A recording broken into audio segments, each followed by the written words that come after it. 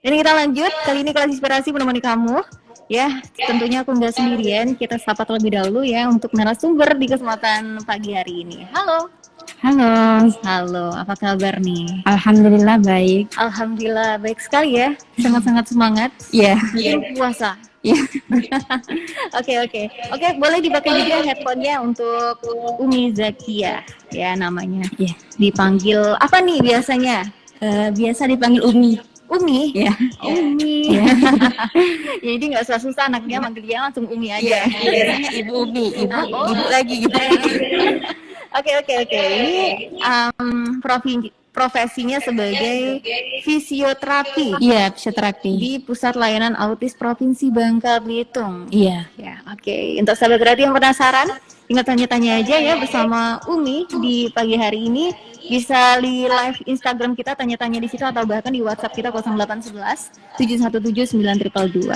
Oke, untuk kamu sahabat berarti yang penasaran langsung tanya aja nanti dan kita langsung saja ya. iya, Umi di pagi hari ini untuk bercerita ataupun bercerita tentang profesinya iya. di kesempatan pagi hari ini, tentang profesinya sebagai fisioterapi di Pusat Layanan Autis Provinsi Bangka Belitung. Silakan Umi. Iya, sebelumnya selamat pagi sahabat kreatif semuanya. Sebelumnya saya ingin mengucapkan terima kasih kepada RRI Pro 2 Sungai Liat yang telah mengundang kami, khususnya saya pribadi sebagai fisioterapis di Pusat Layanan Autis Provinsi Kepulauan Bangka Belitung. Baik, sebelum menjelaskan tentang apa itu fisioterapi, saya ingin berbagi pengalaman terlebih dahulu kepada teman-teman semua. Kenapa sih saya bisa memilih jurusan fisioterapi? Jadi ketika tamat SMA, saya memang memilih jurusan kesehatan. Akan tetapi saya masih bingung gitu mau milihnya jurusan apa nih. Nah, ketika ada pembukaan SNMPTN, saya memilih jurusan S1 keperawatan. Akan tetapi pada waktu itu saya belum dinyatakan lulus. Jadi ketika belum dinyatakan lulus dari SNMPTN tersebut, saya memilih kampus-kampus swasta yang ada di Palembang. Ketika saya memilih kampus swasta yang ada di Palembang, khususnya di Stikes Muhammadiyah Palembang, saya melihat ada jurusan fisioterapi. Nah, di situ saya tertarik dengan jurusan fisioterapi. Setelah saya mengikuti tes, saya dinyatakan lulus di jurusan fisioterapi. Kemudian saya langsung merasa senang dan saya merasa ketika saya memilih jurusan fisioterapi itu segala sesuatunya itu dipermudah seperti itu. Seiring berjalannya waktu, saya mengikuti pelajaran dari semester 1, semester 2, dan semester 3. Saya belum paham sih apa sih fisioterapi itu nanti kerjanya gimana sih gitu ya. Masih bingung dengan jurusan yang saya pilih. Jadi seiring berjalannya waktu, ketika masuk ke semester akhir,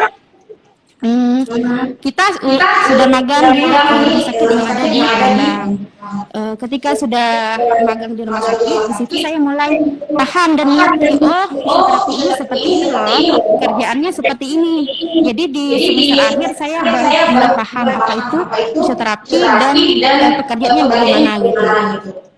Jadi saya lulus fisioterapi di Stikes Muhammadiyah Palembang itu pada tahun 2014. Di tahun 2014 akhir saya lulus. Kemudian setelah lulus D3 fisioterapi di Stikes Muhammadiyah Palembang, saya pulang ke Bangka dengan berniat ingin bekerja di Bangka. Akan tetapi waktu itu di akhir tahun saya mempunyai permintaan atau diajak teman untuk melanjutkan studi saya, melanjutkan ke jenjang yang lebih tinggi, yaitu S1 fisioterapi. Waktu itu saya mengambil S1 fisioterapinya di Jakarta, di Universitas Esa Unggul Jakarta, tepatnya di Jakarta Barat. Kemudian di S1 itu kita cuma mengambil 3 semester. Setelah 3 semester kita menyusun skripsi dan juga memilih magang di sebuah klinik.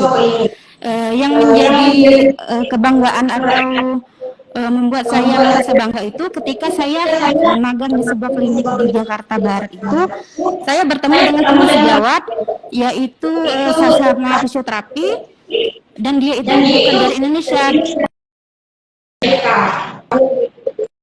bisa bangga gitu, bisa bertukar pikiran dengan teman sejawat gitu. Saya berpikir fisioterapi yang ada di Indonesia itu berbeda dengan yang di luar atau di Amerika. Tapi ternyata ilmunya itu sama gitu.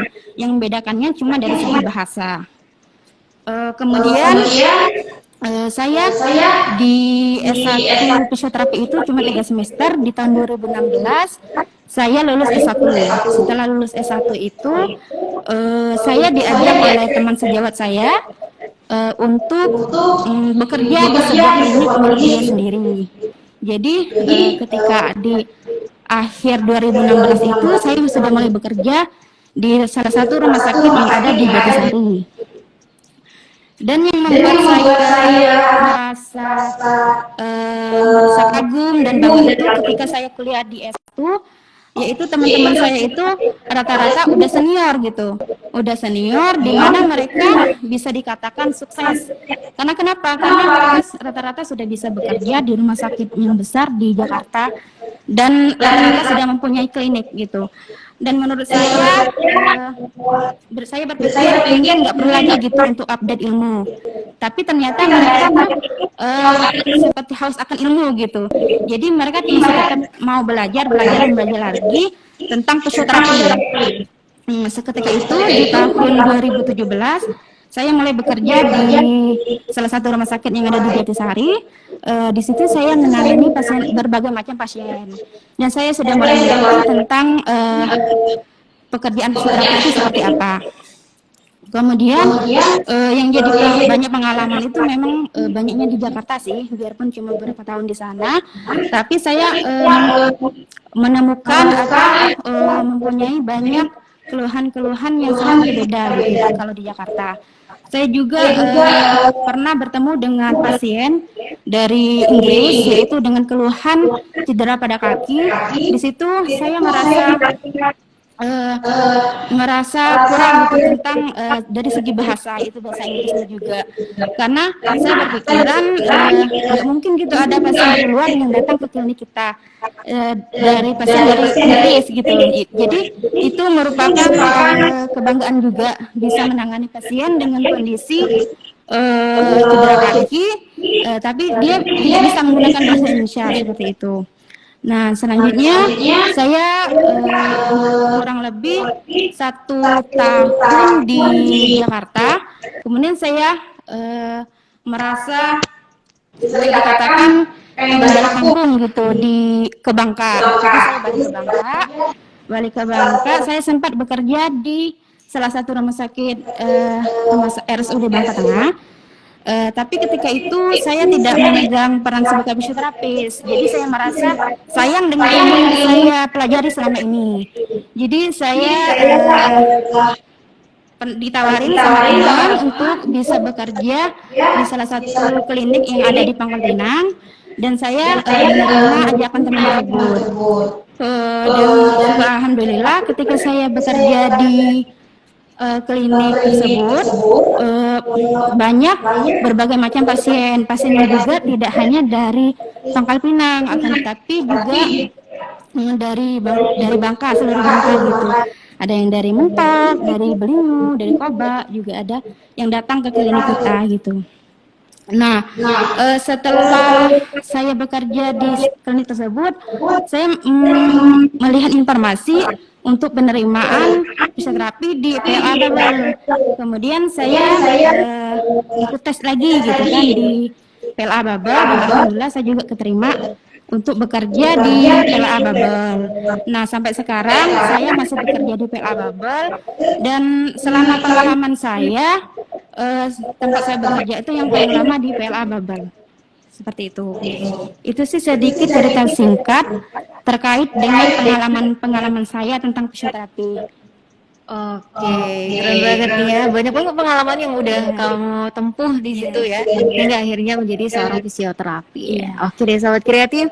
Jadi untuk kamu yang penasaran sama Umi ya, lupa aku ya. Oke, sama Umi di pagi hari ini bisa banget gabung lewat WhatsApp kita di 0811 7179222, dan juga di Facebook Kreatif Udah Sungai, dan di IG kita @kreatif udah live juga sahabat kreatif yang mau tanya-tanya lebih dalam lagi Dan kemudian lewat line telepon kita di 0717943002. Kita break dulu sebentar sahabat kreatif.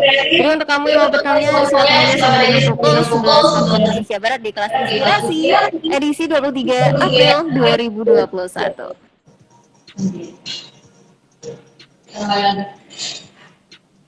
Oke, so lagi masih bersama kalian lagi di kelas edisi 23 April 2020. Oke, kali ini masih bersama Umi Zakia, sahabat kreatif. Halo Umi, Halo, semangat. semangat. Banget ya. Oke, dan lanjut ya kisah pengalaman di topik psikoterapi. Iya. Oke, sahabat kreatif Umi dari seorang psikoterapi karena terbilang masih jarang di sahabat kreatif. Gitu ya. Kalau yang mau bisa banget lewat WhatsApp kita di 0811 dan juga di di IG itu ya, kemudian RRI Prodias Oke, yang mau lanjut kita di siang hari ini sahabat kreatif, boleh banget dan langsung dijawab oleh Umi lagi menjelang siang. Silakan untuk kita lanjut lagi. Oke. Baik, tadi saya sudah sedikit pengalaman dari pengalaman saya selama Bekerja sebagai fisioterapis. Nah, kali ini saya ingin menjelaskan tentang fisioterapi. Kebanyakan dari masyarakat awam berpikiran bahwa fisioterapi itu merupakan tukang urut gitu. Jadi kebanyakan masyarakat yang belum mengetahui tentang fisioterapi itu apa, mereka masih berpikir bahwa fisioterapi itu sedang tapi perlu belajar bertahun-tahun untuk mendalami ilmu fisioterapi ini sendiri. Kalau dari segi praktis sih, fisioterapi itu merupakan terapi fisik ya.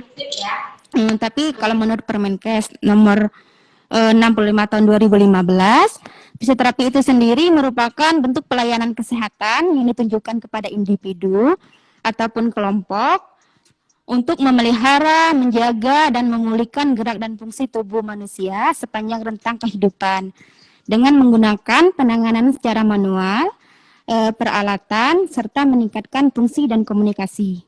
Itu sedikit penjelasan terkait dengan fisioterapi. Nah, di sini juga saya ingin menjelaskan macam-macam fisioterapi itu apa aja sih. Jadi fisioterapi itu ketika saya belajar di S1, kita ada FTA, yaitu fisioterapi pediatri, di mana fisioterapi pediatri ini lebih ke anak-anak. Jadi menangani anak-anak berkebutuhan khusus. Contohnya seperti sekarang di tempat saya bekerja menangani anak-anak autis. Selanjutnya ada FTB. FTB ini sendiri yaitu fisioterapi muskuloskeletal. Fisioterapi muskuloskeletal ini lebih ke otot dan tulang. Jadi gangguan-gangguan pada sendi, tulang, dan otot. Nyeri sendi, nyeri pada kaki, nyeri pergelangan tangan, seperti itu. Selanjutnya ada fisioterapi neuromuskular. Nah, fisioterapi neuromuskular ini lebih ke saraf. Jadi ada sistem saraf pusat, gangguan di sistem saraf pusat, contohnya pada pasien stroke misalnya bisa ditangani oleh fisioterapi. Selanjutnya gangguan pada sistem saraf tepi itu contohnya pada HNP atau hernia nukleus perkussus atau nyeri punggung bawah. Nah, selanjutnya ada FTD. FTD ini lebih ke fisioterapi kardio. Nah, fisioterapi kardio ini lebih ke pernapasan. Misalnya gangguan pernapasan seperti pasien asma bisa ditangani dengan chest terapi. Selanjutnya ada FTE itu lebih ke sport terapi. Nah, sport terapi ini termasuk ke fisioterapi olahraga. Biasanya yang sih kebanyakan cowok. Tapi ada teman saya, teman sejawat, teman satu angkatan juga, dia memegang sport fisioterapi, itu fisioterapi olahraga, di mana dengan profesinya itu dia sudah keliling dunia gitu. Karena ketika ada misalnya permainan sepak bola atau Asian Games, dia ikut gitu. Misalnya ada namanya itu ke arah Turki atau ke intinya ke luar negeri gitu, dia juga ikut untuk memegang perannya sebagai fisioterapi olahraga. Jadi dari profesi fisioterapi ini bisa juga keliling dunia gitu karena berkat profesinya itu sendiri. Dan teman saya ini juga cewek sih, dia sekarang sudah berklinik di Palembang, dan rata-rata teman saya sih sudah mempunyai klinik dan sedang bekerja di rumah sakit besar juga yang ada di Jakarta. Selanjutnya ada fisioterapi integumen terapi pada kulit, misalnya gangguan pasca luka bakar. Biasanya pasien dengan luka bakar itu misalnya lukanya itu pada bagian tangan, sehingga mereka susah untuk menggerakkan fungsi dari tangannya tersebut, sehingga bisa dilakukan fisioterapi juga. Selanjutnya ada fisioterapi ergonomi juga ada, yaitu fisioterapi lebih ke K3, yaitu keselamatan kerja. Nah, itu tadi macam-macam fisioterapi yang bisa kita tanganin atau kasus-kasus yang kita tanganin. Kemudian pendekatan fisioterapi ini bisa melalui promotif, preventif, kuratif, dan rehabilitatif. Untuk promotif, ya promosi seperti yang sedang kita lakukan sekarang ini, promosi via radio atau bisa via brosur untuk melakukan promosi tentang fisioterapi. Selanjutnya ada preventif. Preventif itu lebih ke pencegahan. Jadi pencegahan misalnya bagaimana seorang atlet bisa turun ke lapangan tanpa terjadinya cedera gitu. Maka harus diberikan preventif terlebih dahulu. Selanjutnya ada kuratif. Kuratif ini yaitu penyembuhan. Penyembuhannya ini fisioterapi bisa menggunakan penanganan secara manual. Secara manual ini bisa menggunakan kedua tangan. Jadi bisa menggunakan kedua tangannya untuk melakukan fisioterapi. Selanjutnya bisa juga menggunakan peralatan. Contoh peralatannya itu ada di rumah sakit biasanya ada TENS itu transcutaneous electrical nerve stimulation, yaitu terapi listrik.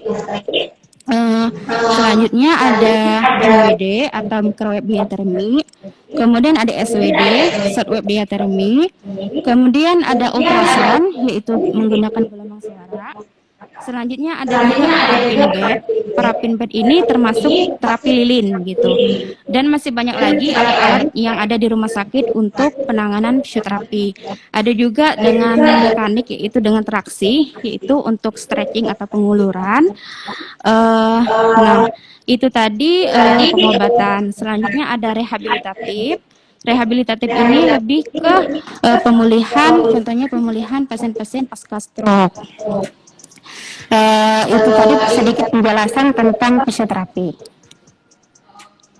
Oke, selesai ya. Jadi kesempatan siang hari ini saya sudah sama di kelas inspirasinya, pembahasan dari Uminya. Kita ke pertanyaan setelah ini, ya udah siap jawab ya setelah ini. Akhirnya sahabat berarti kita break lagi di kesempatan pagi menjelang siang. Masih bareng Polena dan juga Umi di kelas inspirasi edisi 23 April 2021.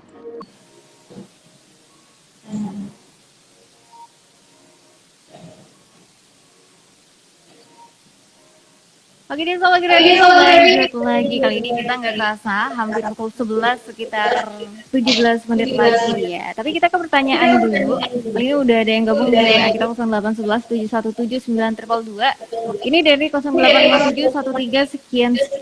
Selamat pagi Kak Umi. Pagi. Oke. Kata dia, saya lihat mau bertanya, apakah ada kesulitan atau tantangan menjadi seorang fisioterapis terlebih Lagi di pusat pelayanan autis, dan bagaimana cara kakak mengatasi atau menyikapi kesulitan dan tantangan itu sendiri. Terima kasih. Silakan. Oke, baik. Jadi setiap profesi ataupun pekerjaan yang kita lakukan otomatis mempunyai tantangan ya. Untuk tantangannya itu sendiri, kalau menurut saya mempunyai pengalaman ketika bekerja di sebuah klinik. Ketika itu saya bisa dikatakan karyawan baru gitu, di mana bertemu pasien ini juga pasien baru. Jadi pasien itu seolah-olah tidak percaya dengan kita gitu. Ketika pasien datang, wajibnya gitu, kamu karyawan baru ya? Lulusan mana? Kita tanyain gitu, itu merupakan tantangan bagi kita, bagaimana cara kita menyikapi pasien dengan kondisi seperti itu. Jadi kita harus tetap menjawab pertanyaan pasien tersebut. Terus pasien itu seolah-olah berpikir, emang kamu bisa menjawab saya, kamu kan karyawan baru gitu, emang karyawan lama mana gitu. Nah, jadi tantangannya itu ketika ada pasien baru yang datang ke kita, mereka pengen dipegang dengan fisioterapi yang lama gitu, bukan fisioterapi yang baru. Karena setiap fisioterapi itu untuk penanganannya juga berbeda-beda dari segi manualnya gitu. Itu tantangan tersendiri bagi saya. Selanjutnya untuk menyikapinya terutama di PLA ya. Kalau menurut saya harus mempunyai gelar S3. Maksudnya itu sangat sabar sekali gitu. Jadi kita harus benar-benar sabar menghadapi anak-anak yang kita pegang. Karena kalau tidak sabar, contohnya saya pernah mempunyai pengalaman memegang anak sampai ditendang-tendang gitu. Dan ketika mereka menendang kita nggak tahu gitu kan, posisinya dari belakang tiba-tiba menendang, tiba-tiba memukul, dan tidak mungkin juga kita harus marah gitu dengan mereka karena kita tahu kondisi mereka kayak gitu. Itu sih kalau dari saya. Lumayan berat ya tantangannya ya. Kalau menurut kamu gimana nih? Berat banget atau bisa diatasi? Ya bisa. Bisa karena memang itu resiko dari pekerjaan kamu sendiri dan kamu udah siap untuk itu ya. Iya betul. Oke, sahabat kreatif seperti itu ya untuk menjadi seorang fisioterapi, terutama di pusat pelayanan autis kali ini ya. Ternyata banyak banget tantangannya dan bisa diatasi juga. Bisa belajar langsung dari Umi atau langsung tanya-tanya Umi gimana nih? Aku mau jadi fisioterapi setelah ini ya. Bagaimana cara menyikapi tantangan-tantangan tersebut gitu. Oke, itu yang paling benar-benar menurut kamu tantangan ya. Iya. Oke deh. Baik sobat kreatif, masih bareng Polena kali ini ya. Kita nggak rasa udah menit ke 57 pukul 10 waktu Indonesia Barat. Oke deh sahabat kreatif. Jadi gimana? Kita langsung ke pesan dan harapan ya. Ini pesan untuk sahabat kreatif di luar sana dan juga harapan untuk kamu ke depannya. Silakan Umi. Oke baik, jadi untuk pesan dari saya sendiri bagi teman-teman semua yang masih bingung nih habis tamat SMA mau lanjutin ke mana kuliahnya, mungkin untuk cowok-cowok yang mau ke kesehatan boleh mengambil jurusan fisioterapi. Untuk jurusan fisioterapi itu sendiri ada tersebar di Palembang, Jakarta, Bandung, dan juga Jogja, Solo juga.